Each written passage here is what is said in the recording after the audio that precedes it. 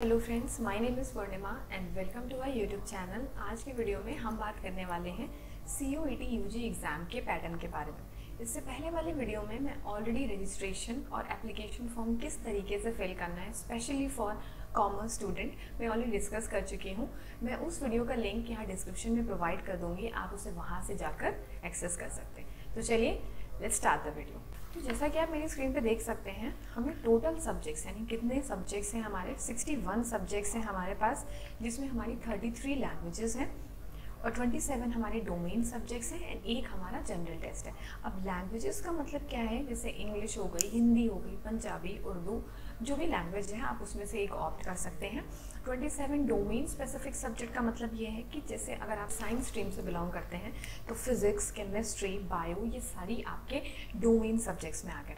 एक होता है आपका GT यानी उसे हम कहते हैं GK, उसे जनरल टेस्ट कहते हैं यहाँ पे, उसे हम GK कहते हैं, जिसमें करंट अफेयर्स, आपका mental ability and related to quantitative aptitude, ये सारी चीज़ें आपसे इस पेपर में पूछी जाती हैं। तो इसमें आपके टोटल सब्जेक्ट 61 हैं जो डिवाइडेड है 33 लैंग्वेजेस। सेकंड पॉइंट है हमारा choice of the test paper. अब ये जो डिटेल मैं आपको बता रही हूँ ये ऑलरेडी NTA की वेबसाइट में अपलोडेड है, मैं डिस्क्रिप्शन में उसका लिंक प्रोवाइड कर दूंगी, आप उसे वहाँ से जाकर भी एक बार वेरीफाई कर सकते हैं।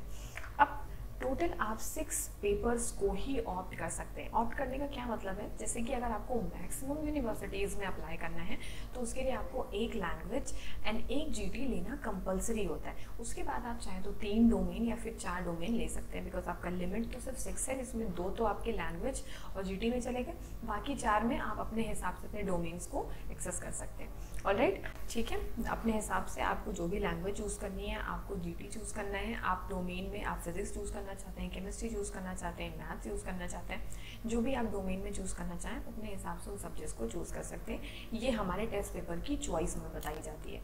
ठीक है, जो आपका एग्जाम होगा वो किस मीडियम में होगा, दैट मीन्स आपकी कौन सी लैंग्वेज में एग्जाम्स कंडक्ट होंगे। जैसे आपने अपने 12th के बोर्ड में जिस भी लैंग्वेज में आपने एग्जाम दिया है, आप सेम उसी लैंग्वेज में यहाँ पर उस अपनी लैंग्वेज को ऑप्ट कर सकते हैं। आप इंग्लिश में कंफर्टेबल हैं, आप हिंदी में कंफर्टेबल हैं, आप जिसमें भी कंफर्टेबल हैं आप वो मीडियम अपने टेस्ट का चूज़ कर सकते हैं। ऑलराइट, इतनी बात समझ आती है। उसके बाद हमारा जो एग्जामिनेशन का मोड है वो इस बार हाइब्रिड मोड है।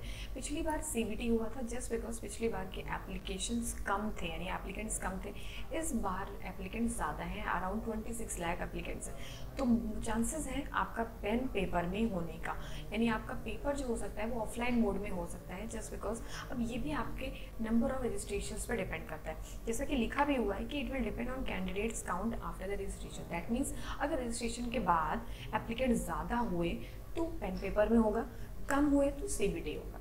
ऑलराइट, अब कितने नंबर ऑफ क्वेश्चंस हमारे एग्जाम में आते हैं, पहले 50 क्वेश्चंस आते हैं, उसमें से हमें सिर्फ 40 अटेम्प्ट करने होते हैं सारे पेपर्स के लिए, एक्सेप्ट GT। सिर्फ जनरल टेस्ट को छोड़ के बाकी जितने आपके पेपर्स होते हैं 50 क्वेश्चंस में आपको 40 क्वेश्चंस ही अटेम्प्ट करना होता है। तो यहाँ पे एक बहुत इंपॉर्टेंट बात, जो 50 क्वेश्चंस होते हैं आपके, जिसमें से आपको सिर्फ 40 अटेम्प्ट करने होते हैं, उसमें हर एक क्वेश्चन आपका 5 मार्क्स का होता है। ठीक है, दैट मीन्स 5 मार्क्स का हर एक क्वेश्चन होता है, तो आपको 40 अटेम्प्ट करने हैं, तो आपके टोटल मार्क्स हो गए 200 हर एक टेस्ट पेपर के लिए। ठीक है, GT के लिए ये क्राइटेरिया डिफरेंट है। कैसे डिफरेंट है, आपको 60 में से 50 क्वेश्चन अटेम्प्ट करने होते हैं और हर एक क्वेश्चन 5 मार्क्स का है यहाँ पर भी, तो यानी आपको यहाँ पर मिलते हैं 250 मार्क्स, यानी यहाँ पे आपके जो मार्क्स होते हैं वो 250 होते हैं। ठीक है, इस बात को ज़रूर ध्यान में रखेंगे। अब उसके बाद क्या है कि जो आपको ये क्वेश्चंस अटेम्प्ट करने होते हैं, जो 50 में से 40 अटेम्प्ट करने होते हैं, उनके लिए आपको टाइम मिलता है 45 मिनट्स।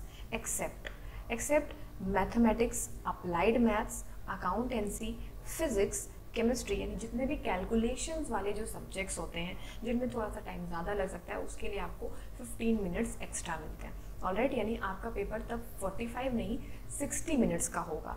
एक्सेप्ट दीज सब्जेक्ट्स, जो अभी मैंने अंडरलाइन करे, उन सब्जेक्ट्स को छोड़ के आपके बाकी सारे पेपर्स सिर्फ 45 मिनट्स के ही होंगे। ठीक है, इसमें GT भी इंक्लूडेड है आपके 60 मिनट्स के लिए, यानी जो जनरल टेस्ट होगा वो भी आपका 1 घंटे का होगा, आपका मैथ्स का अगर पेपर है तो वो भी 1 घंटे का होगा, आपका इकोनॉमिक्स का पेपर है वो भी 1 घंटे का होगा, कंप्यूटर है, जितने भी आपके प्रॉब्लम सॉल्विंग वाले क्वेश्चन पेपर होते हैं वो सारे आपके 60 मिनट्स के होंगे। ठीक है, लेकिन इन सारे टेस्ट पेपर में सिर्फ GT ही ऐसा है जिसमें आपको आउट ऑफ 50 क्वेश्चंस अटेम्प्ट करने होते हैं, बाकी सब में आपको 50 में से 40 क्वेश्चंस ही अटेम्प्ट करने होते हैं। ऑलराइट, आई होप इतनी बात समझ में आई होगी। उसके बाद शिफ्ट, यानी एक दिन में जो पेन पेपर मोड है उसमें एक दिन में आपकी 1, 2 या फिर 3 शिफ्ट हो सकती हैं। हर पेपर अलग अलग ही होगा, कुछ आवर्स का गैप होगा एंड आपका हर पेपर अलग होगा। दैट मीन्स फिजिक्स का पेपर आपका अलग होगा, केमिस्ट्री पेपर आपका अलग होगा, जीडी आपका अलग होगा, यानी हर डिफरेंट पेपर ही ऑर्गेनाइज होंगे। आप एक दिन में 3 शिफ्ट में भी पेपर दे सकते हैं, ये आपके ऊपर है। ऑलराइट, तो ये बात हो गई हमारे एग्जाम पैटर्न की।